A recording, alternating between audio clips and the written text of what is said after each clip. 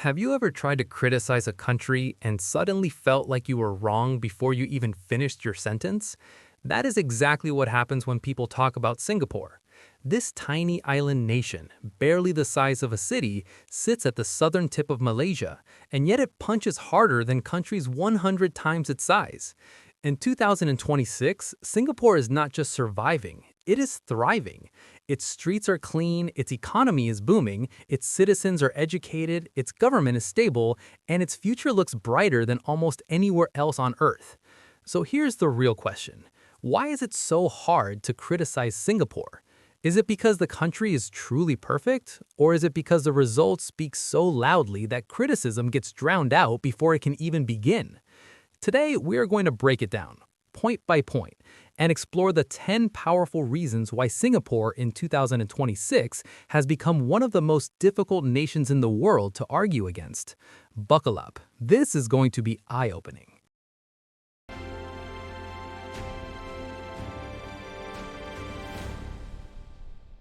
Point 1. The economy that never seems to break.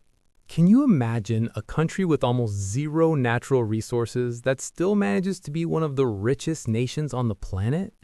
That is Singapore. In 2026, Singapore's GDP per capita sits among the top 5 in the entire world, higher than the United States, higher than Germany, higher than Australia. How does a country with no oil, no vast farmland, and no massive population pull this off? The answer is simple and yet deeply impressive. Strategic thinking, world-class infrastructure, and an obsession with staying competitive. Singapore has positioned itself as the financial hub of Asia, the logistics capital of Southeast Asia, and the growing powerhouse in technology and biomedical research. Foreign investment pours in because the government makes it easy to do business, the legal system is trustworthy, and corruption is virtually non-existent. When critics try to argue against Singapore's model, the economy shuts them down fast. Numbers do not lie, and Singapore's numbers are extraordinary. Point 2. Corruption so low it almost feels fictional. What would it feel like to live in a country where bribing a government official is almost unheard of? Welcome to Singapore. In 2026, Singapore continues to rank as one of the least corrupt countries on Earth, according to Transparency International. This is not an accident. The government pays its officials extremely well. Ministers earn salaries that rival top private sector executives, eliminating one of the biggest motivations for corruption in the first place. The Corrupt Practices Investigation Bureau, known as the CPIB, operates with fierce independence and has prosecuted everyone from street-level civil servants to senior government figures. There are no sacred cows. The culture of accountability runs deep, and citizens have come to expect it as the standard. Critics who try to paint Singapore as authoritarian often stumble here because the government's track record of clean governance is almost impossible to argue with. Clean hands, clean streets, clean politics. Singapore makes it look easy, even when it is not. Point 3. A safety record that makes other cities look away. Imagine walking home alone at 2 in the morning and feeling completely safe. For millions of Singaporeans, this is not a dream, it is a Tuesday night. Singapore in 2026 remains one of the safest cities in the world. Violent crime rates are extraordinarily low. Gun violence is essentially zero because firearms are tightly controlled. Drug trafficking carries the death penalty, and Singapore enforces it without apology. Critics from Western countries often attack Singapore's strict laws as harsh or inhumane, but the people who live there and the tourists who visit tell a different story. They feel safe. They let their children walk to school. They leave their laptops at cafe tables to hold a seat. The social contract in Singapore is clear. Follow the rules and you will be protected. Break them and the consequences are real. Whether you agree with the methods or not, the results are undeniable. Safety at this level is rare, and it is incredibly hard to argue against it. Point 4. An education system that the world studies. What if your country's biggest export was not oil or tech, but brilliance? Singapore's education system in 2026 is still regarded as one of the finest on the entire planet. In international assessments like PISA, the Program for International Student Assessment, Singaporean students consistently rank at or near the very top in mathematics, science, and reading. But it is not just about test scores. Singapore's schools teach critical thinking, problem solving, and real-world application. The government invests heavily in teacher training, treating educators as professionals worthy of high salaries and continuous development. The result is a workforce that is highly skilled, globally competitive, and deeply adaptable. When companies from Europe or North America talk about talent shortages, Singapore is quietly building the pipeline that the rest of the world envies. Criticizing Singapore's education system is like criticizing a gold medal athlete's training regime. You can try, but the medals keep piling up. Point 5.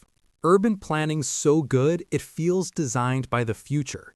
Have you ever looked at a city and thought, someone actually thought this through? Singapore is that city.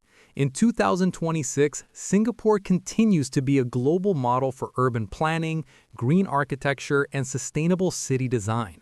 The famous Gardens by the Bay, the Marina Bay waterfront, the network of clean and efficient MRT subway lines, the carefully maintained public housing estates known as HDB flats, all of it reflects decades of intentional, disciplined planning. Singapore does not let cities grow organically into chaos. It designs them. Green corridors connect parks across the island. Rooftop gardens sit atop buildings. Solar panels are integrated into housing blocks. In a world where most major cities are choking on traffic, flooding from poor drainage, or crumbling from neglect, Singapore stands as living proof that cities can be designed to work beautifully.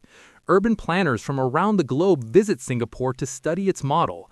It is very hard to criticize a blueprint that actually works. Point 6. Healthcare that is efficient without being bankrupt. How does a country deliver world-class healthcare without drowning in debt or leaving citizens behind? Singapore has figured it out. And in 2026, its healthcare system remains one of the most admired models on Earth. Singapore uses a framework often called the 3 M's: MediSave, MedShield Life, and MediFund.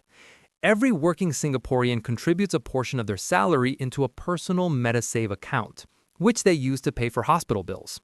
MedShield Life is a national insurance scheme that covers large, catastrophic medical expenses. And MediFund is the safety net for those who truly cannot afford care.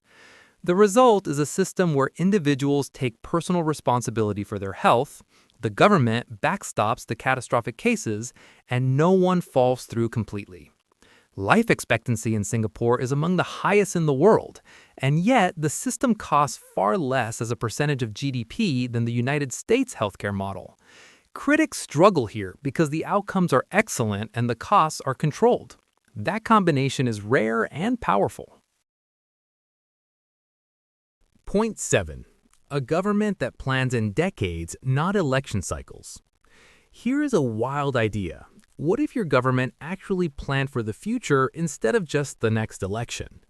In Singapore, this is the norm. The People's Action Party, which has governed Singapore since independence in 1965, plans in 10, 20, and even 50-year horizons. Critics often label this one-party dominance as a lack of democracy, and that is a legitimate debate. But the results of long-term thinking are hard to dispute. Singapore's water security strategy, turning to desalination and water recycling decades before the crisis hit, now makes the country essentially water self-sufficient. Its land reclamation program has expanded the island's physical size significantly over the decades. Its investments in fintech, artificial intelligence, and green energy were made years before most governments even had committees studying the topics. When you govern without the constant pressure of losing power to the opposition, you can afford to make decisions that hurt in the short term but pay off enormously in the long run. That kind of governance is either admirable or alarming depending on where you stand. Point 8. racial and religious harmony as a national project. Can a country of Chinese, Malay, Indian, and Eurasian communities, each with their own languages, religions, and cultures, actually live together in genuine peace? Singapore says yes, and it works very hard to keep that answer true. In 2026, Singapore's model of multicultural governance remains one of its most impressive and underappreciated achievements. Housing estates are designed so that no single ethnic group dominates any neighborhood, a policy called the Ethnic Integration Policy that was put in place to prevent racial enclaves from forming. National holidays celebrate Chinese New Year, Hari Raya, Deepavali, and Christmas alike. Four official languages, English, Mandarin, Malay, and Tamil, reflect the country's commitment to cultural recognition. Religious harmony laws make it illegal to stir up racial or religious hatred. Critics from outside often question whether this harmony is genuine or enforced.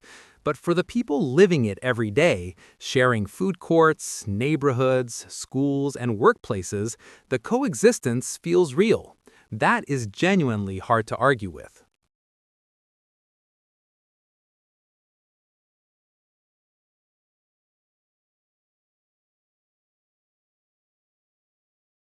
Point 9. Strategic diplomacy that punches far above its weight. How does a country of fewer than 6 million people get a seat at every important global table? Singapore has mastered the art of being indispensable. In 2026, Singapore continues to be one of the most strategically influential small nations in the world. It hosts major international summits, serves as a neutral ground for high-stakes diplomatic meetings, and maintains friendly relationships with both the United States and China at a time when those two powers are in deep rivalry. Singapore's foreign policy is built on pragmatism, not ideology. It does not align blindly with any bloc. It trades with everyone, talks to everyone, and positions itself as a connector in a world that is rapidly fragmenting into competing camps. The famous 2018 summit between Donald Trump and Kim Jong-un was held in Singapore for a reason. The world trusted Singapore to be neutral, professional, and discreet. For a country with no army large enough to defend itself by force alone, Singapore's diplomatic clout is extraordinary. Criticizing its foreign policy is difficult because the strategy keeps working. Point 10. The meritocracy myth and why it still holds power. Here's where things get interesting and a little uncomfortable.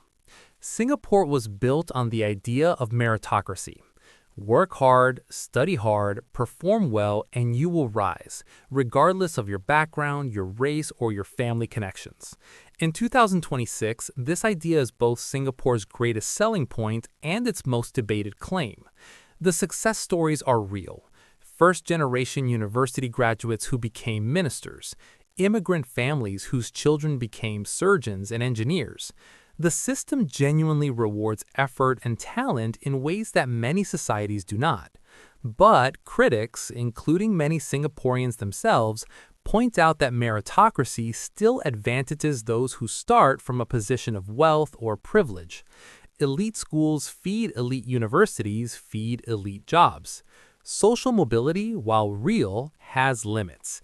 And yet, even with these criticisms acknowledged, the meritocratic ideal keeps the society motivated, keeps the workforce striving, and keeps Singapore competitive on the global stage.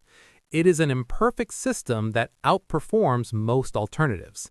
And that, in the end, is exactly why Singapore is so hard to criticize.